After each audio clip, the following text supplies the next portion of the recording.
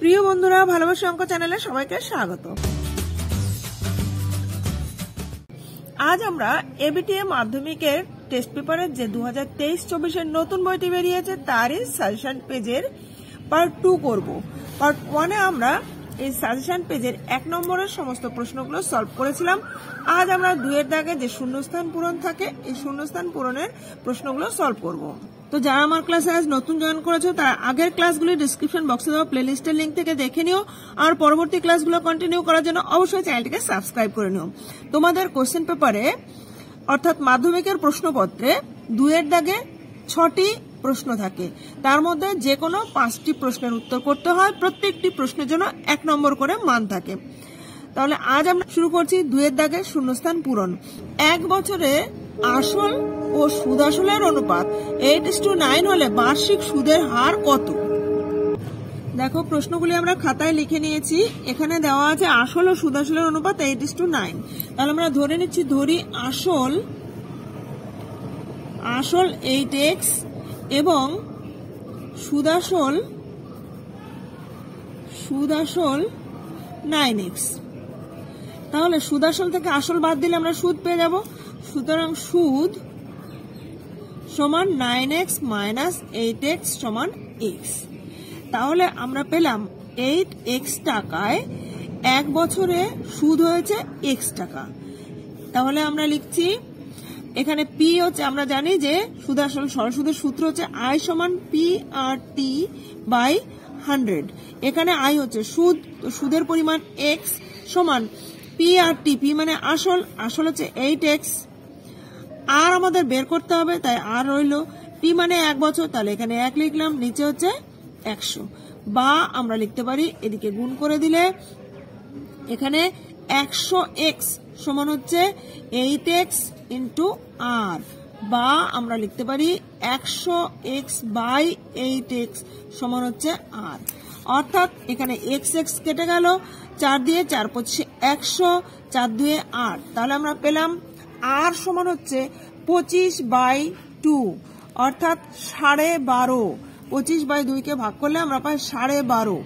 তাহলে এখানে সুদের হার হবে, এখানে আমরা লিখব 12.5%। এটাই শূন্যস্থানে লিখতে হবে। এরপরে দেখো, 2 নম্বর প্রশ্নে রয়েছে 3 জন ব্যক্তির মূলধনের অনুপাত 4:3:5। প্রথম জনে 300 টাকা লভ্যাংশ পেলে মোট লভ্যাংশ হবে ড্যাশ। তাহলে আমরা ধরে নেব, ধরি মোট লাভ সমান হচ্ছে x টাকা। তাহলে x টাকার এই অনুপাতে 3 জনে পেয়েছে। তাহলে প্রথম জনের আনুপাতিক ভাগার হবে 4/4 + 3 + 5। তাহলে আমরা লিখছি, সুতরাং একবারে শর্তানুযায়ী লিখছি। শর্তানুযায়ী দেখো, প্রথম জনের লাভের টাকা হবে x ইন্টু তার আনুপাতিক ভাগ হার, অর্থাৎ 4/4 + 3 + 5। এটা সমান আমাদের দেওয়া আছে 300 টাকা। তাহলে এটা সমান 300, বা x ইন্টু 4/4 × 3 = 7, 7 × 5 = 12, 4 দিয়ে 3 × 4 = 12 সমান হচ্ছে 300। তাহলে x/3 সমান 300, বা আমরা লিখতে পারি x সমান হচ্ছে 3 × 3 = 900। এই 3 দিয়ে দিকে গুণ হয়ে গেলে 900 টাকা। অর্থাৎ আমরা পেলাম, x ধরেছিলাম মোট লাভ, তাহলে মোট লাভের পরিমাণ হচ্ছে 900 টাকা। এখানে আমরা লিখব মোট লভ্যাংশ 900 টাকা। এটা উত্তর। এরপরে 3 নম্বরে দেখো রয়েছে √x - y সমান √11 - 12 হলে x - y সমান কত হবে? এই দুটোকে উভয় পাশে তুলনা করলে আমরা লিখতে পারি x সমান 11 এবং y সমান 12। তাহলে আমরা দেখছি x - y সমান হবে x - y সমান 11 - 12, অর্থাৎ -1। তাহলে শূন্যস্থানে হবে -1। এটাই উত্তর। এরপর 4 নম্বর প্রশ্ন দেখো, cx² - ax + b = 0 সমীকরণের বীজদ্বয় হবে। এখানে শ্রীধরাচার্যের সূত্র প্রয়োগ করলে আমরা লিখতে পারি, শ্রীধরাচার্যের সূত্র অনুসারে x সমান, আমরা জানি সমীকরণটি যদি এরকম থাকে ax² + bx + c = 0, তাহলে শ্রীধরাচার্যের সূত্র অনুযায়ী আমরা লিখতে পারি এক্স সমান হচ্ছে minus B plus minus √b² minus 4ac by হচ্ছে 2a। এটা হচ্ছে সূত্র। এই সমীকরণের সঙ্গে তুলনা করলে আমরা এখানে এই যে মাইনাস বি লিখেছি সেখানে আমাদের রয়েছে মাইনাস এ, তাহলে minus of minus A plus minus √b² বলতে মাইনাস এ তার হোল স্কোয়ার মাইনাস 4ac অর্থাৎ 4 ইন্টু এ বলতে এখানে সি আর সি বলতে এখানে রয়েছে বি বাই 2a অর্থাৎ 2 ইন্টু এর মান এখানে রয়েছে সি। অর্থাৎ আমরা পেলাম এখানে minus A plus A plus minus √a² minus 4bc by 2c। অর্থাৎ একটা হবে a plus √a² minus 4bc by 2c, একটা হবে a minus √a² minus 4bc by 2c। তাহলে বীজদ্বয় হবে a plus minus √a² minus 4bc by হচ্ছে 2c। এটাই উত্তর। এরপর 5 দাগের প্রশ্নে রয়েছে, দেখো একটি আয়তঘনের মধ্যে সর্বোচ্চ মাপের রডটি রাখা যায় ড্যাশ বরাবর। আয়তঘনের মধ্যে সর্বোচ্চ মাপের রড রাখা যাবে তার কর্ণ বরাবর। এই একটা আয়তঘন যদি আমরা মনে করি তাহলে এই কোণা থেকে এই কোণা পর্যন্ত, এই কোণা থেকে এই কোণা পর্যন্ত যে রডটি রাখা যাবে সেটা হচ্ছে আয়তঘনের কর্ণ। তাহলে এখানে আমরা লিখব কর্ণ বরাবর। এরপর 6 নম্বর প্রশ্ন, দেখো 9 একক বাহু বিশিষ্ট ঘনক থেকে সর্বাধিক যে চোঙ পাওয়া সম্ভব তার আয়তন কত হবে। তাহলে 9 একক বাহু বিশিষ্ট একটি ঘনক অর্থাৎ এরকম একটি ঘনক যার দৈর্ঘ্য প্রস্থ উচ্চতা প্রত্যেকটাই হচ্ছে 9। এখান থেকে যদি আমরা চোঙ সর্বাধিক আয়তন বিশিষ্ট চোঙ কাটি তাহলে সেই চোঙটা এইরকম হবে, অর্থাৎ চোঙের ব্যাসও হবে 9 একক আর চোঙের উচ্চতাও হবে 9 একক। তাহলে সেই চোঙের আয়তন হবে, ব্যাস যেহেতু 9 তাহলে ব্যাসার্ধ হবে 9/2 আর উচ্চতাও যেহেতু সমান হবে এই ঘনকের দৈর্ঘ্যের, তাহলে এখানে উচ্চতা হবে 9 একক। অর্থাৎ চোঙের আয়তনের সূত্র আমরা জানি, চোঙের আয়তন সমান হচ্ছে πr²h। এখানে পাই আর এর মান হচ্ছে এখানে 9/2, তাহলে 9/2 ইন্টু 9/2 ইন্টু এইচ এর মান হচ্ছে 9, তাহলে এখানে 9। এত ঘন একক, ঘন একক। এখানে দেখো কিছুই কাটাকাটি যাচ্ছে না, 9 9 81 গুণ 9 অর্থাৎ 9 9 8 9 72 729/4 পাই এত ঘন একক।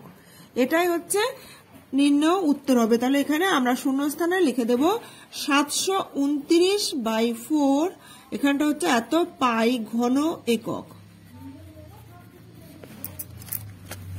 এরপর দেখো 7 নম্বর প্রশ্নে রয়েছে সমান দৈর্ঘ্যের ব্যাস ও সমান উচ্চতা বিশিষ্ট নিরেট লম্ববৃত্তাকার চোঙ, নিরেট লম্ববৃত্তাকার শঙ্কু ও নিরেট গোলকের আয়তনের অনুপাত কত হবে।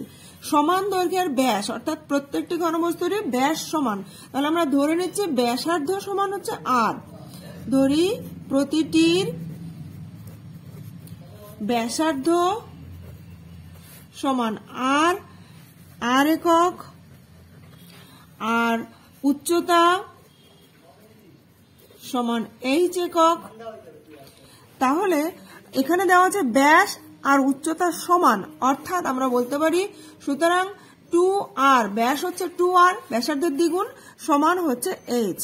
এবার তিনটের আয়তন আমরা লিখছি, সুতরাং চোঙের আয়তন চোঙ ইস্টু শঙ্কু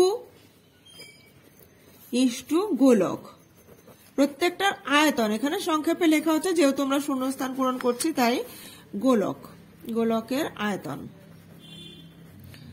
তাহলে চোঙের আয়তনের সূত্র আমরা জানি πr²h ইস্টু শঙ্কুর আয়তন 1/3 πr²h ইস্টু গোলকের আয়তন 4/3 πr³। যেহেতু 2r সমান h, তাহলে এখানে h এর জায়গায় আমরা 2r বসিয়ে দেব, অর্থাৎ πr² into 2r is to 1/3 πr² into 2r is to 4/3 pi r cube. তাহলে এখানে দেখো, এখানে 2 pi r cube is to 1/3 pi r cube 2/3, 2/3 pi r cube is to 4/3 pi r cube. প্রত্যেকটার থেকে পাই আর কিউব কেটে যাচ্ছে, 2 দিয়ে কাটলে 2 একে 2, 2 একে 2, 2 2 4। তাহলে আমরা পেলাম 1:1/3 ইস টু 2/3। প্রত্যেকটা অনুপাতকে যদি আমরা 3 দিয়ে গুণ করে দিই তাহলে দেখো এখানে 3 ওকে 3 ইস টু, এখানে 3 3 কেটে যাবে, ইস টু 1 ইস টু 3 3 কেটে গেলে 2। অর্থাৎ অনুপাত দাঁড়ালো 3:1:2, 3:1:2। তাহলে আমরা এখানে নিম্ন অনুপাত লিখবো 3:1:2। এরপর দেখো 8 নম্বরে রয়েছে cos স্কয়ার 30 ডিগ্রি এর মান কত হবে।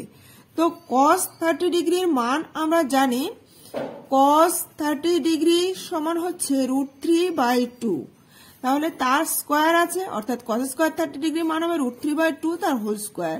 তাহলে √3 স্কয়ার করলে 3, 2 স্কয়ার করলে 4, অর্থাৎ এখানে মান শূন্যস্থানে আমরা লিখবো 3/4। নেক্সট কোশ্চেন 9 নম্বরে x²/a² মাইনাস y²/b² সমান 1। এটা সত্য যখন x সমান a sec θ এবং y সমান কত হবে।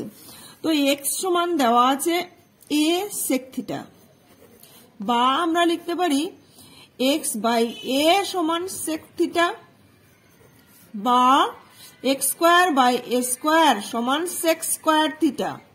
তো sec স্কয়ার θ সমান x²/a²। তো আমরা জানি sec square minus tan square θ সমান হচ্ছে 1। তাই আমরা লিখতে পারি যেহেতু এখানে sec square minus tan square সমান 1, অর্থাৎ এইটার মান হবে tan স্কয়ার θ। অর্থাৎ আমরা লিখতে পারি y²/b², এখানে b স্কয়ার হবে, তাহলে y²/b² সমান হচ্ছে tan স্কয়ার θ, বা আমরা লিখতে পারি y/b সমান হচ্ছে tan θ, বা y সমান হবে b tan θ। যেহেতু আমরা জানি যে sec square θ minus tan square θ সমান 1, তাই y সমান হবে b tan θ। তাহলে এখানে লিখছি b tan θ। এরপরে দেখো 10 নম্বর প্রশ্নে রয়েছে cos 50 degree minus θ into cosec 40 degree plus θ সমান কত। একটু খেয়াল করে দেখো, এখানে এই কোণটা আর এই কোণটা যোগ করলে 90 ডিগ্রি হচ্ছে, অর্থাৎ এই কোণ দুটো পরস্পরের পূরক কোণ। এখানে cos 50 ডিগ্রি মাইনাস θ সমান আমরা লিখতে পারি cos 90 degree minus 40 degree plus θ। যেহেতু এই কোণটি আর এই কোণটির সমষ্টি 90 ডিগ্রি, তাই 90 থেকে এটা বিয়োগ করলে এটা থাকবে, ইন্টু cosec 40 ডিগ্রি প্লাস θ সমান cos 90 মাইনাস θ সমান sin θ। সেই হিসাবে এখানে আমরা লিখতে পারি sin 40 ডিগ্রি প্লাস θ, আর cosec 40 ডিগ্রি প্লাস θ কে আমরা লিখতে পারি 1/sin 40 ডিগ্রি প্লাস θ। তাহলে এই দুটো কেটে গিয়ে এখানে থাকছে 1, অর্থাৎ এই দুটোর গুণফল হবে 1। এরপর 11 নম্বরে রয়েছে x1 x2 x3 xn এর গড় যদি x বার হয় তাহলে ax1 ax2 ax3 axn এর গড় কত হবে।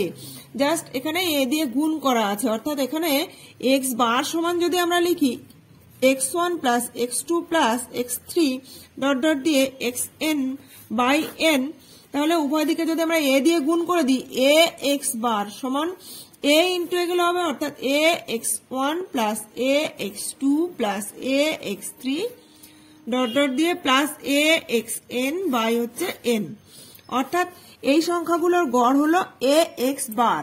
তাহলে এখানে আমরা লিখব ax বার।